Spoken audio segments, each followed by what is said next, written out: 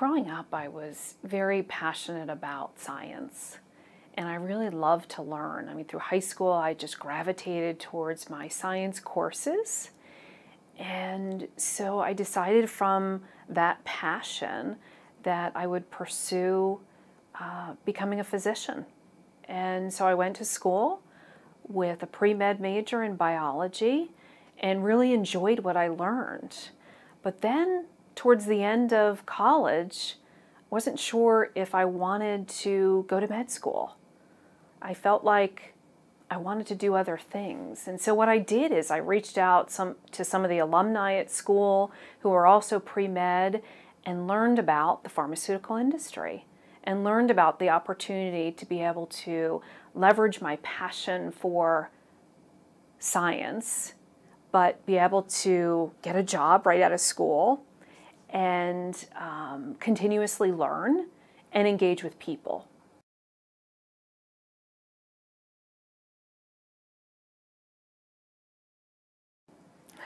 So when I first started my career, I had no idea where I was going. I was just so excited to land this job in pharmaceutical sales. I was 22 years old. The best part about it was that I actually got a company car. I had never owned a car before in my life. So not only was I excited to be out engaging with people and leveraging all the things I learned in my pre-med degree, but I could also pay back my college loans. That was something that was weighing heavy on me. And so to be able to get a job and be able to start paying back my loans, life was really good. I was really excited about my career. So initially, I don't really know where I wanted to go.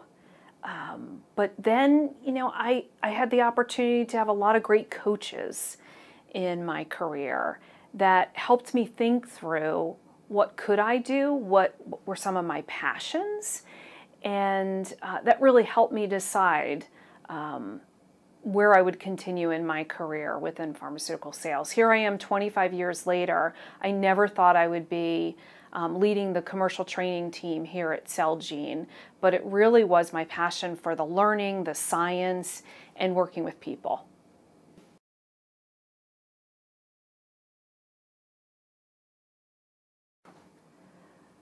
So initially, I didn't think there were many obstacles. Again, I landed this great job out of college. I thought it was great.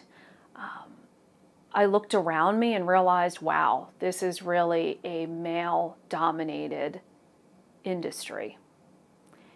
And I kept searching for, well, who could be a mentor for me? Who is in a leadership role?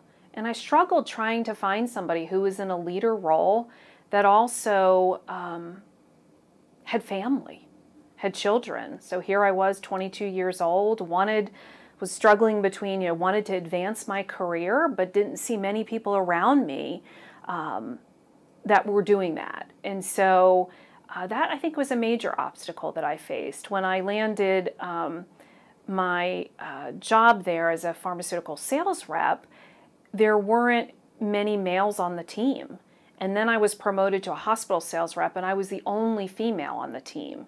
So again, I think that was just reinforced early on in my career, is that there weren't a whole lot of role models.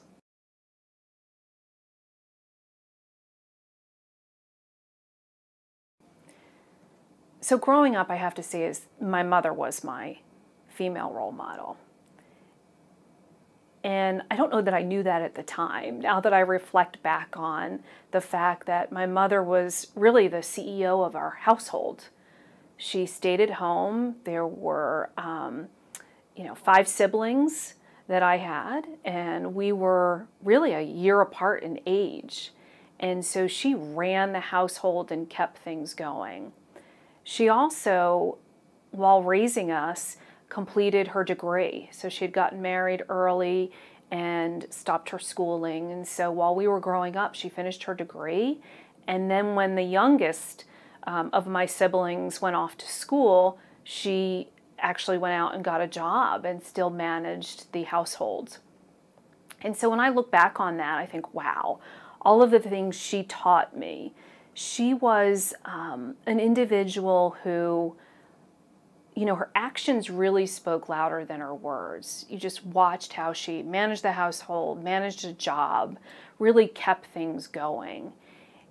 And so as I reflect back on my career and the things that I've learned, I've learned that she taught me those foundational things that are important today as a leader. She taught me how to be self-aware, put others' needs before yours, treat others as you would like to be treated. And when I think about leadership today, authenticity, self-awareness, all of those things are really important. So, I really come back to that. My mother is really the most important role model that I've had in my life. When I think about people that I work with today, role models for me, male or female, I tend to draw myself or be attracted to those individuals that do the right thing for the right reason.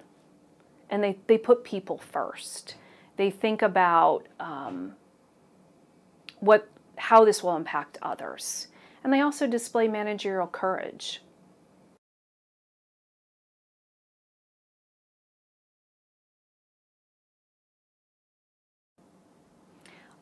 I wish I took more risks early on in my career.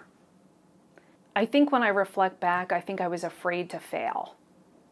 My aspirations were high. I didn't have many female role models at the time.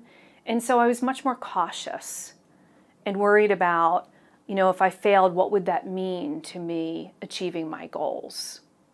So my advice to others is take risks, fail. It's important to fail because if you fail, you're learning. And males and females fail alike. So don't be afraid to fail and learn from those mistakes.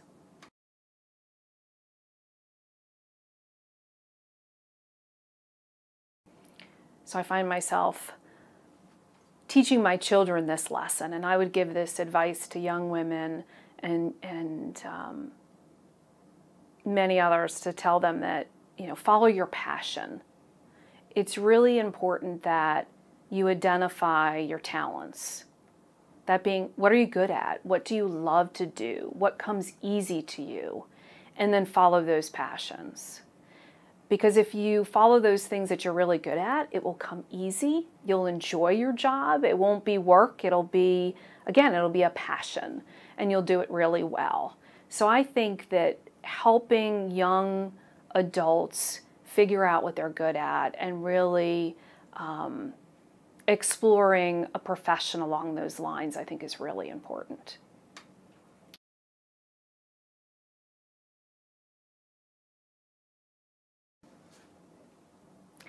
So I love to cook. I find it very therapeutic to go home and cook. I can't say I go home after every long day and cook. I wish I could, but some of those days are very long. I really enjoy spending time with my family. So to me, that's really important. One of the mottos, or one of the things that one of my mentors taught me was, when you're there, be there.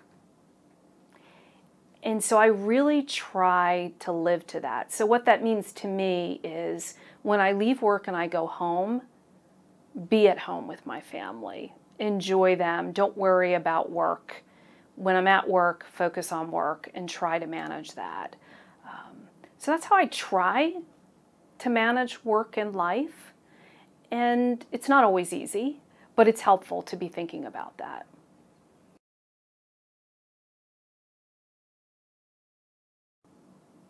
So yes, my dream job was to be a physician, but another dream job that I had and still desire to pursue is being a painter. I love the arts.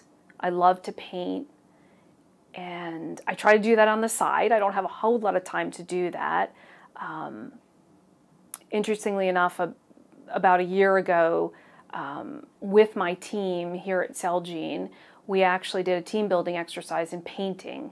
And we all painted the same picture, and it was amazing to see how artistic people are. They don't even know they're artistic, but everybody painted the same picture. And so that was certainly put me in my zone. People around me said, "Oh my gosh, you're in your zone. I can tell this is what you love to do. You're really serious about it." So that was the opportunity at work where I was able to paint And I try to do it personally, but don't find as much time with my family and all the needs of around the house and with my children to spend a lot of time painting. So hopefully someday I'll get to do that more.